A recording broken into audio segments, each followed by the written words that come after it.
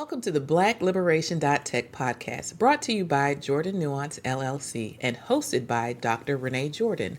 This podcast is a accumulation of Dr. Jordan's dissertation work and her passion for empowering Latinas, Afro-Latinas, Black women, and girls to navigate the academic and professional worlds with confidence and success. Whether you're a mother or guardian guiding a child through grades 6 through 12, an undergrad or grad student, someone working on a dissertation or thesis, or simply looking to carve out your niche in the career landscape, this podcast is for you.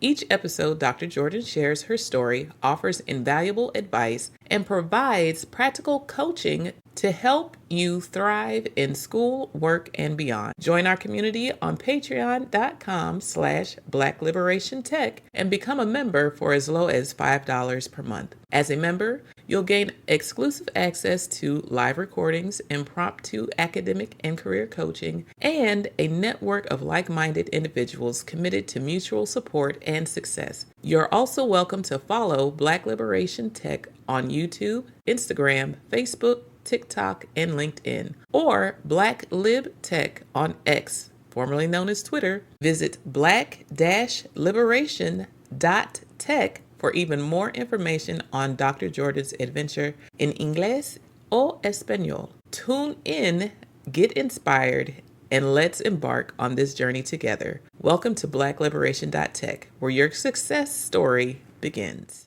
Hello, everyone, and welcome back to another episode of the Black-Liberation.Tech podcast. I am your host, Dr. Renee Jordan, and today I am here to talk to you about navigating the end of the semester. Now, this is a reflection of my blog post that I did on November 4th, 2017, and it was entitled, "It's the End of the Semester as We Know It." At the end of the semester, a lot of things go on. And so once again, I was texting one of my nieces, the one who graduated from Morgan State. And so just for consistency's sake and to ensure that I cover everything that I want to cover, I'm going to go ahead and read this blog post and then we'll talk about it. Between papers, proposals, and presentations, time flies by. Here are some tips on writing that I text to my niece at Morgan State about writing papers. I hope this helps someone. Niece, how are things for you? Me, I have a lot of work to do. I have a paper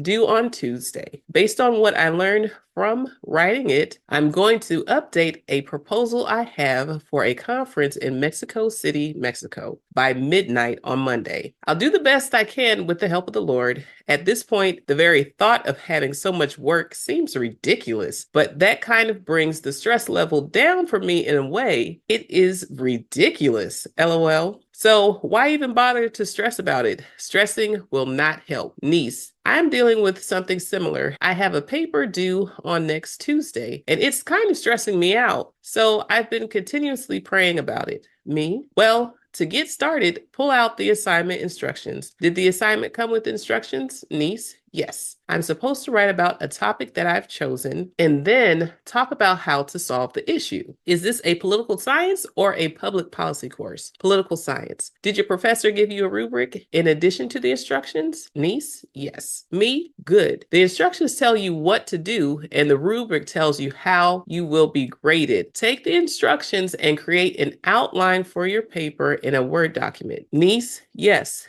Me? These are my instructions. And so I took a screenshot of the instructions I had and title page. Make sure that you title your paper. I'll make a more unique title later. This is just to get started. Screenshot of outline. Here is my outline. With the rubric, find the column with the highest score/achievement. Is the highest a 4 or a 5? Niece, I don't have it with me right now. Me, okay, when you get to them, copy and paste the requirements for the highest level of achievement. Be sure to include the criteria and descriptions. At the bottom of your outline, instructions. The highest achievement column is the checklist for your your paper so that you can determine whether or not you followed the instructions in the way your professor wanted you to. I hope this helps. From there, chip away at your outline. Pull references first to support your argument. Use what you read for class and see what else you can find on your own. And then start to fill in your outline. Keep track of your citations in the paper and at the end in your reference section as you go. Niece. Yes, thank you, Auntie Nene. Me? Okay, you're welcome. So those are some tips that I gave to my niece. At the end of the semester, it seems like everything is due. One of the things that I would do was to make sure as a teacher that I gave my students a lot of work over the course of the semester so that the ends did not determine their entire grade. However, when you get to undergraduate and graduate school, a lot of times your final projects, your final exams, they're cumulative or they're supposed to help you demonstrate what you've learned across the semester. Sometimes professors will just focus on the material that was taught during the last portion of the semester in order to assess your knowledge. Well, please be sure when you have papers and projects to do all of the instructions. And if the instructor gives you a rubric, they've essentially given you a cheat sheet because they're telling you up front, all right, this is how you are going to be graded. So make sure that you not only read them, but keep them in front of you as you complete your assignment so you can keep track of your progress based upon the expectations of your instructor. While I taught biology as well as an online course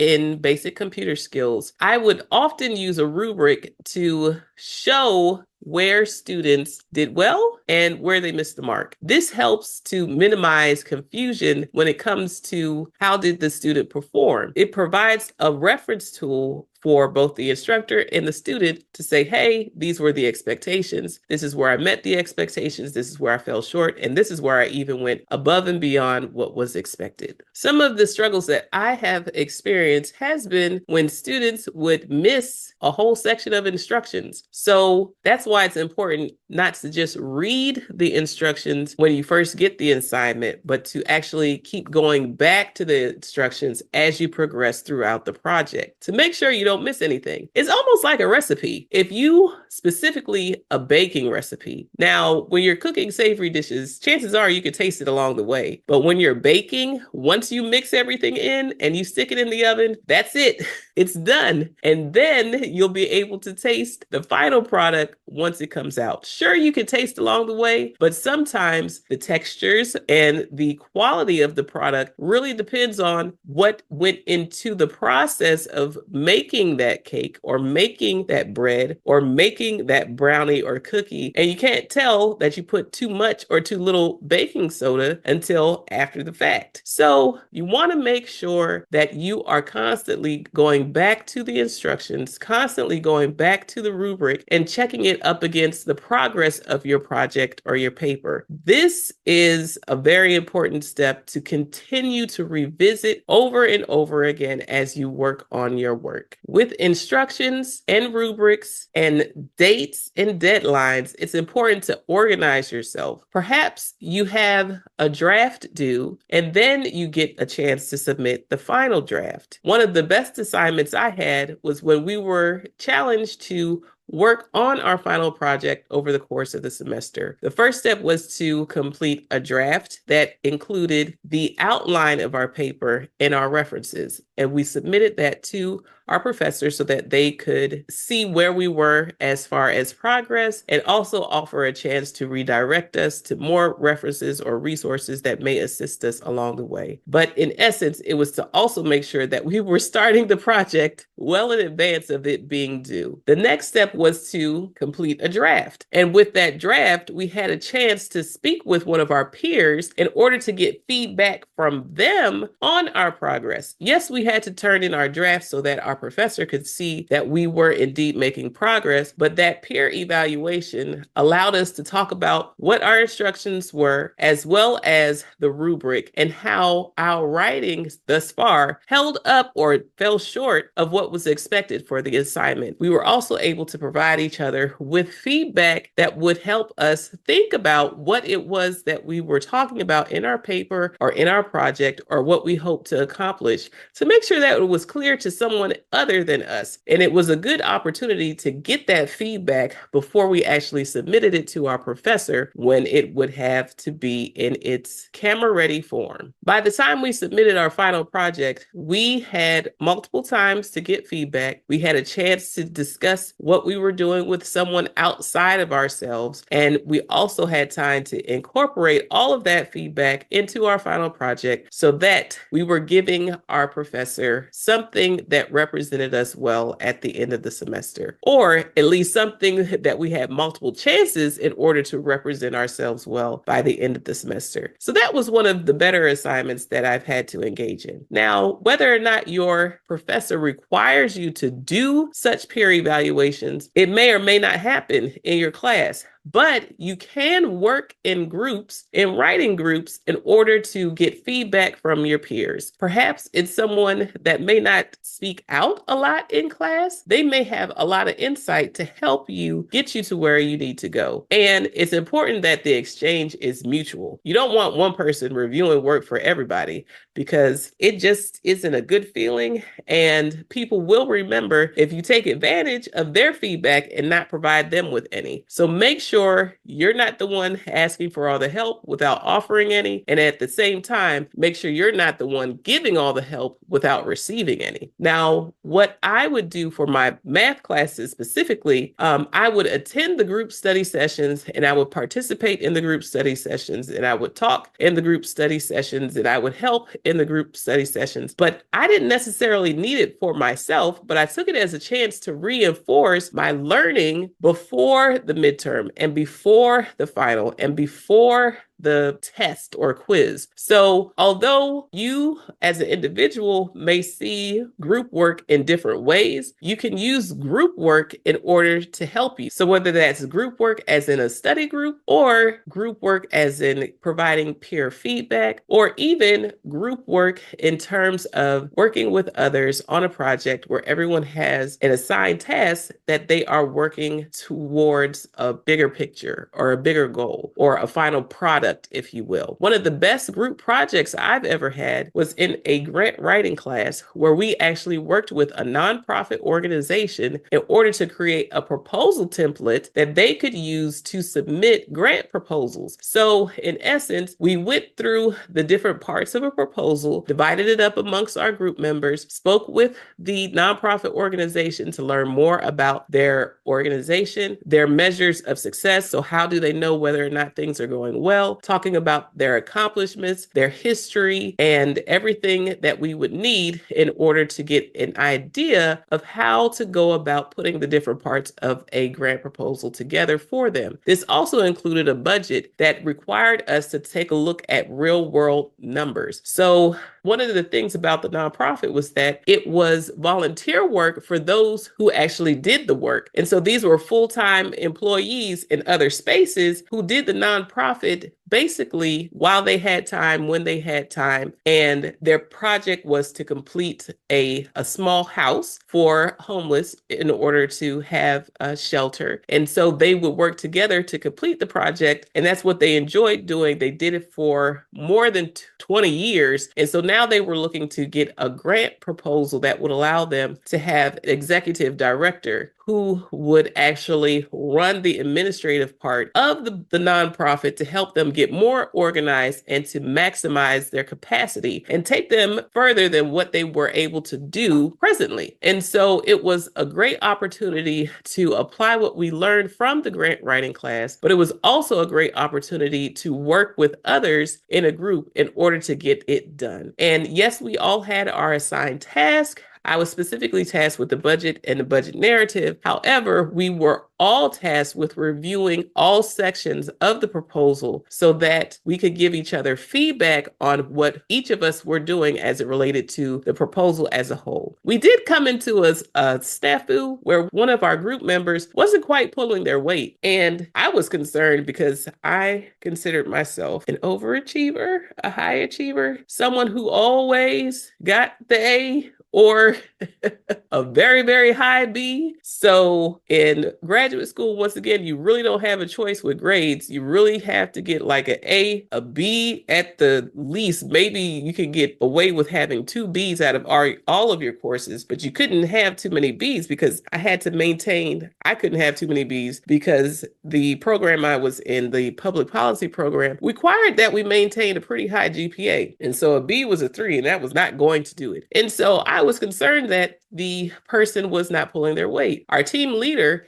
worked professionally as a social worker, and she was able to say, hey, yes, so-and-so's not pulling their weight, but we need to sit down and have a conversation with her. We can't just go run into the teacher. We're all adults, and we need to handle it like adults. And so as a result, we were able to meet with the team member who we felt was not carrying their weight, and not just to meet with them and say, hey, you're not doing this right, but to offer them specific steps that they can take in order to improve their portion of the product. And that was a great experience in terms of how to deal with someone in a group who's not pulling their weight. The answer was not to send an email to the professor and say, hey, so-and-so's not doing their work, and just let their part fall in terms of the project, because we were working for a good cause, if you will. So we definitely wanted to make sure that we not only did a good job in order to get a good grade, but that the nonprofit would have a proposal template that they could walk away and use to submit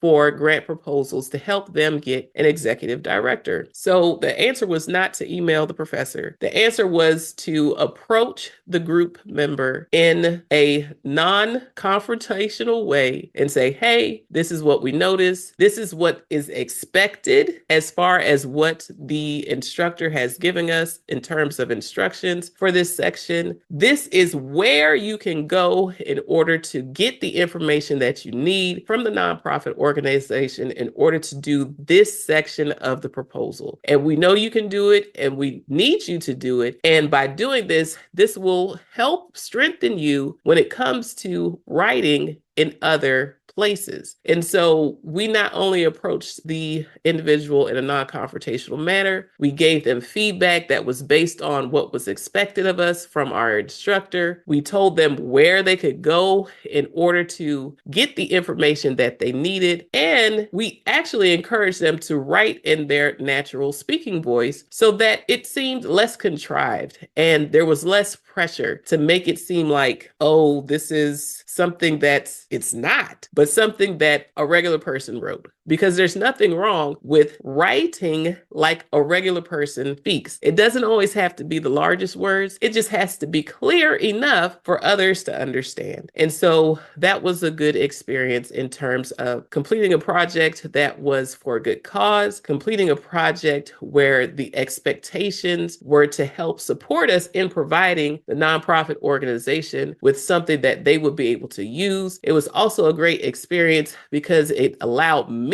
to see another way to approach a group member who wasn't handling their task at the level of quality that we were interested in providing as a group to the nonprofit and to our instructor in terms of grading. So that was a great experience. Now, I will tell you, I did have an experience where I didn't handle it well at all. I was the one who went to the professor and included the person who was not carrying their weight and some other folks, the rest of the group, in on the emails like, hey, so-and-so is not pulling their weight. We had an editor for this project, and in this case, we had to do a policy analysis for our urban demography class. This is a side note, but it's still important. An editor is there to make sure that the content is actually the quality that it needs to be in order to make sure that you are delivering the information that needs to be present in order for it to be clear,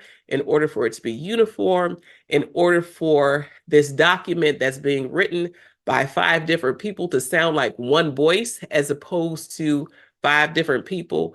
They're not there to edit your paper in terms of grammar and in terms of making sure that it is essentially readable, because that was a problem. And like I said, I didn't handle it well. My professor was disappointed in me, and we still had the group member and still had this project to be done. And so apologies had to be made, and we had to recenter. And I spent time one-on-one with her to help her get her section at a quality that would better represent the entire group. And so that was a learning experience. It was definitely one that taught me not to volunteer to be a leader in a group anymore, because what happens is when I get into a group, this is something that I learned about myself, I am going to lead. And I don't have to designate myself as a leader in order to lead. And so this project with the policy assignment was a class that preceded the grant writing class. And so when I got to the grant writing class and they were like, who's going to be the team leader? I did not volunteer. The person who did volunteer was the person who had many years in social work, and now she was returning to school to get the paper that says, hey, yes, she knows this stuff, and here's her paper document as verification that she knows it, not that she necessarily was foreign to the information. She already had life experience, and so now she was looking to complete her master's in order to have that paper documentation in order to put herself in the position to be in the places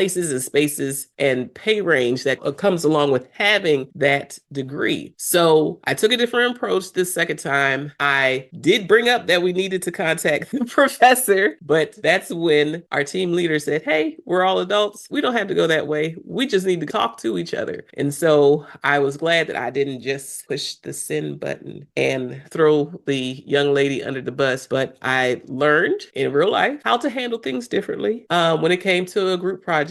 And so that was very helpful to me. And in not volunteering to be a leader, it did not keep me from leading from where I was, because I provided everyone with feedback. I provided comments to everyone. I was able to highlight what I valued in my teammates while I provided feedback. Oh, yes, I really like this part, so forth and so on. You seem to be really good at this, that, and the third. And in that class specifically, whenever we had presentations, I provided everybody with feedback and say, hey, these are things that you did well. Have you thought about X, Y, and Z? This might be an opportunity to enhance what you already have. And so I did that to the point, not only with my group, but with the class, until the professor said, you really have a thing for this. Let's discuss how you could possibly consult in terms of grant writing outside of school. And so she did extend an offer to me to work with her in different capacities. And so that was nice to have that offer extended to me. I did not end up completing any opportunities with her, but it's good to be considered, because that means someone else values what you have to bring. And so that's something that I wanted to share when it comes to group projects, lessons learned, how to approach group work, the different ways that you can provide feedback to others, and even navigate group work that presents challenges, and even offer ways to confront challenges in group work that result in peace.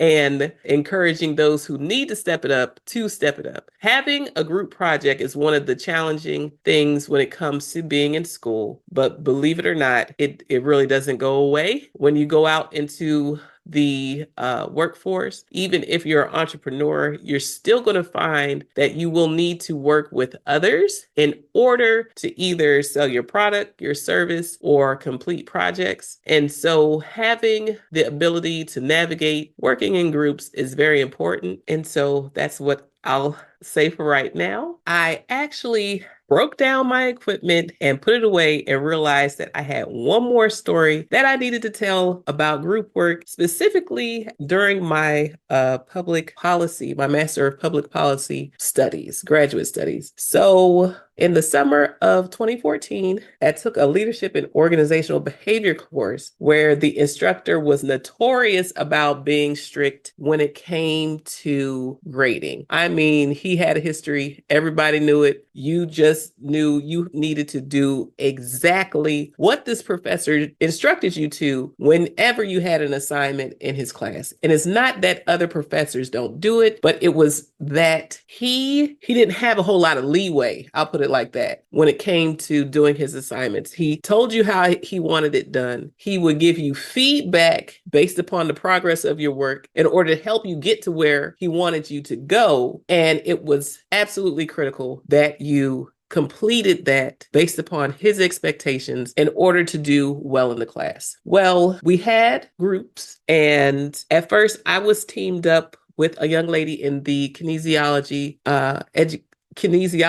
department. And so she was taking this course in order to help her with those specific skills. So leadership and organizational behavior. She had a space for an elective, and she thought this was a good opportunity for her to grow in that area. And so I was taking the class because it was a requirement for my program of study. And so we worked together on our first project. There were 2 group projects that made up the bulk of our grade for the class. We had like an individual assessment in terms of a final exam, but we had 2 major group projects. And so I worked with her on the first group project, and we didn't score as high as we wanted to. And once again, this is graduate school. I'm in graduate school. She's in graduate school. And she's like, hey, we really got to do better. We both agreed that we really needed to do better the next time because we really couldn't afford to get anything less than a B in the class. And so we learned from that first assignment. And so the second group project was going to weigh more because it's like, hey, you had one experience with a group project in his class. And so now this is the opportunity to demonstrate what you learned from that first group project so that when you get to the second group project, so now that you're at the second group project, you have a better understanding of what is expected, the process, how you would be graded, the importance of incorporating feedback from the professor into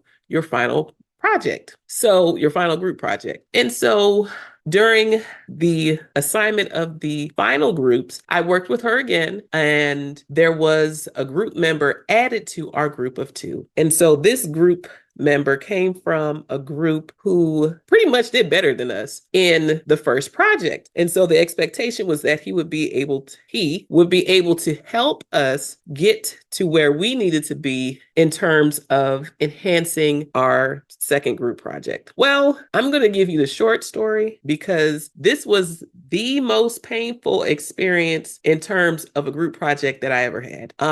It was so painful that I had to literally cut off my emotional response in order to maintain my cool. And so I'll put it to you like this. This is the short version. We received feedback from the professor. He told us where we needed to improve in terms of our project. He told us specific things that we needed to add to our project that were missing. And so we worked so that we passed around the document that was going to serve as our final paper. We included all the information from the professor that he said we needed to have in terms of from his feedback. We added all of that, and the catch was there was a page limit to the final project. And so we had to make sure that everything fit within the page limit. I mentioned this before, that there was a difference between my public policy, graduate course studies, and education. In education, they love for you to write long papers. Public policy, no. When they say they want 1 page, they want 1 page. If they want 2 pages, they want 2 pages, and you have to figure out how to make it work. And so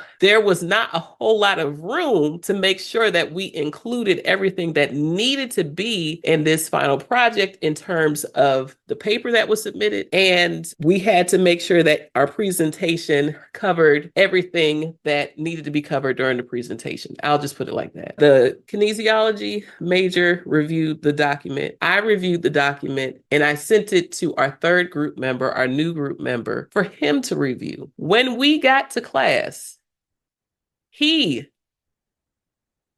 changed the document. He didn't edit it.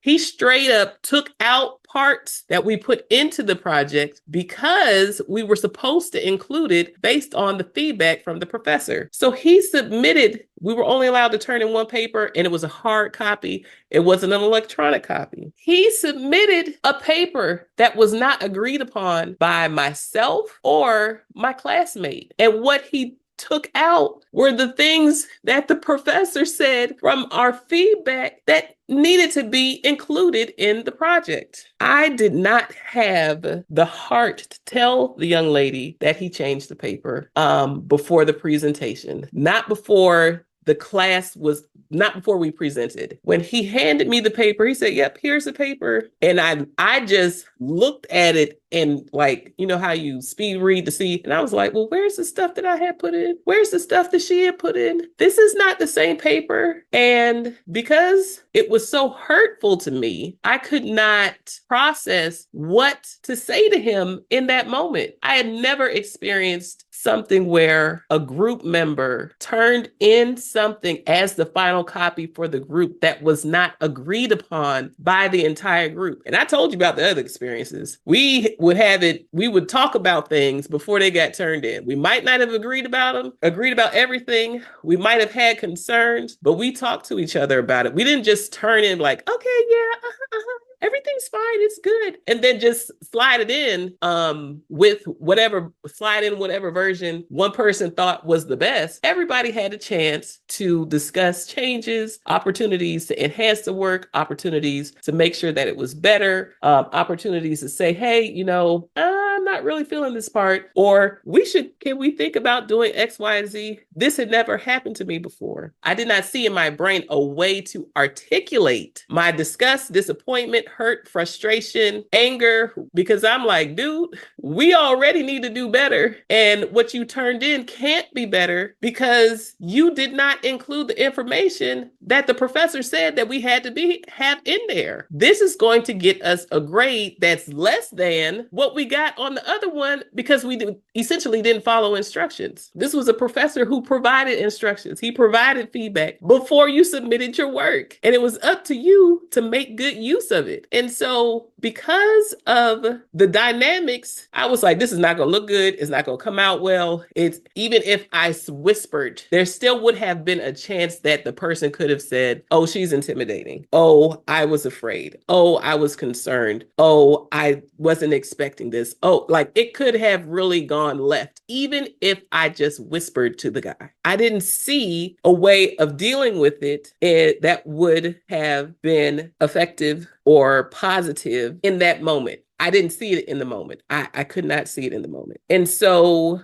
we presented, and the guy proceeded after we stood up there, we gave our presentation. I might have been able to throw in like a piece, a quarter of an inch of a grain that the professor said that we were supposed to include. But the man proceeded, after our presentation was over, he proceeded to argue with the professor for 45 minutes about how he was right in front of the class, to the point that me and the other girl, we said nothing. We had nothing to say. We couldn't say anything because he was arguing with the professor. I have never seen someone argue with the professor in class, because this is the thing about instructors. It's not that you can't challenge them. It's not that you can't say that you don't agree with something, but if they're setting the expectation and they're the instructor and they're giving you feedback on what you have provided, it is up to you to meet their standard. What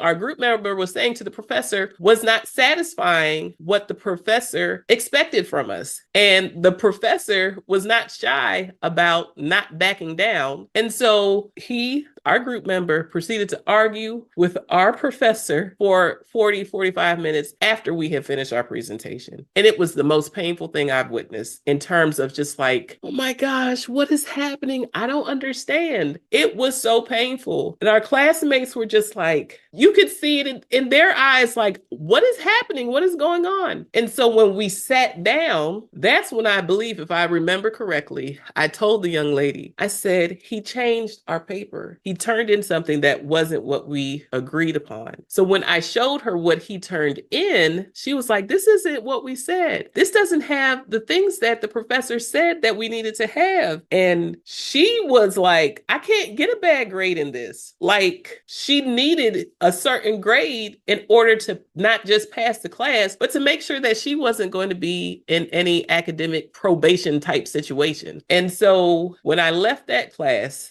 I called my mother. And when I tell you, I cried. And I was just like, Mommy, I don't know what to do. I do not know what to do. I have never seen this before. And I couldn't say anything right there because it was not going to end well. And so my mother gave me instructions and I followed her instructions. I emailed the professor. I said, Professor, I wanted to let you know that so-and-so, he turned in work that was not agreed upon by myself and my other group member. I forwarded him the email that I sent to our group member that had the agreed upon paper and said, this is what we gave to him. Now, the professor, what ended up happening was that he reviewed what was submitted by our group member. And he reviewed what we forwarded to our group member for review and submission. And he said, these two projects are not even the same. And so in short, because we had two separate assignments, in our case, the professor allowed for our first project to carry more weight than the second project that was submitted. And the professor dealt with the group member who submitted the work that we did not approve of. And so I'm grateful that I followed instructions. And I want to encourage you to make sure that when you are working in groups, that you're communicating all along the way, and also that you are mindful of how you're communicating with each other. Use those social skills. And if you find yourself reaching a limit, don't push past the limit and react or respond out of frustration, anger. You say, this is just group work. It's just group work unless you feel like you're about to get put out of school because your grade is about to be terrible. And have to do who knows what. It's stressful. So I'm not saying that assignments cannot provoke emotion, because it may. Some things are very important to people. Other people might be able to detach themselves, or they don't think much about it, or they have other things that go on in life that allow them to have a different way of viewing work in school and grades and things of that nature. But there was money tied up in it. It wasn't just an assignment that I was doing that didn't have consequences that were not only academic, but also financial. So if you find yourself reaching a limit, just stop. Even if you can't deal with it, if that means you can't deal with it in the moment, that just means you can't deal with it in the moment. Just stop and reach out to someone who you trust for help. And those of you who know the worth of prayer, pray, find somebody who you trust, talk to your group members who are willing to listen, and find a way to ask for help in seeking a resolution if it's reached a point where you've reached your limit or it looks like it's too late. Like I said, that was the first time I experienced that, and that was the last time that I experienced something like that. And so that class came in between the urban demography class and the grant writing class. So I had a chance to see how I didn't handle things well. And then this was another occurrence, and I was like, this has no chance of ending well if I just respond out of how I'm feeling at the moment. So let me stop and get some help to help navigate this space. And then the third occurrence, I did speak with our group members, and we were able to come up with a resolution within our group before it was time to submit the work, and to have a product that was reflective of how the whole group felt. And so once again, that was one of the best experiences and learning processes, because not only did we end up coming to a resolution with the young lady with that grant writing class in order to get a product that represented the entire group well, and something that we felt would be useful for the nonprofit organization, our instructor recognized how well we did. And when we presented, the nonprofits, at least one person from the nonprofit was present, and they all received a copy of our final projects with the feedback from our professors so that they could use our proposal templates and consider the feedback that our professor had in order to even strengthen what we did for them even more. And so the nonprofit recognized the hard work that we put in and the value of what we presented and shared with them. Our instructor valued it. And like I said, I didn't step up as the leader for that group, but in the end, the team leader, as well as the team, recognized the leadership role that I played from within the group. And so I appreciated that recognition. Thank you for tuning in to the Black-Liberation.Tech podcast, brought to you by Jordan Nuance LLC and hosted by Dr. Renee Jordan. We hope today's episode has inspired you and provided valuable insights to help you navigate your academic and professional journey with confidence and success. Remember to like, subscribe, and share, as well as rate and review the podcast to help it become more discoverable. Whether you're guiding a child through grades 6 through 12, tackling undergraduate or graduate studies, working on a dissertation or thesis, or exploring your career options, this podcast is here to support you every step of the way. Join our community on patreon.com/Black-Liberation.Tech and become a member for as low as $5 per month. As a member, you'll enjoy exclusive access to live recordings, impromptu academic and career coaching, and a network of like-minded individuals committed to mutual support and success. Don't forget to follow Black-Liberation.Tech on YouTube, Instagram, Facebook, TikTok, and LinkedIn, or Black-Lib.Tech on X, formerly known as Twitter. Visit Black-Liberation.Tech for even more information on Dr. Jordan's adventures, available in both English and Spanish. Stay inspired, stay empowered, and keep moving forward. Until next time, take care. Bye-bye.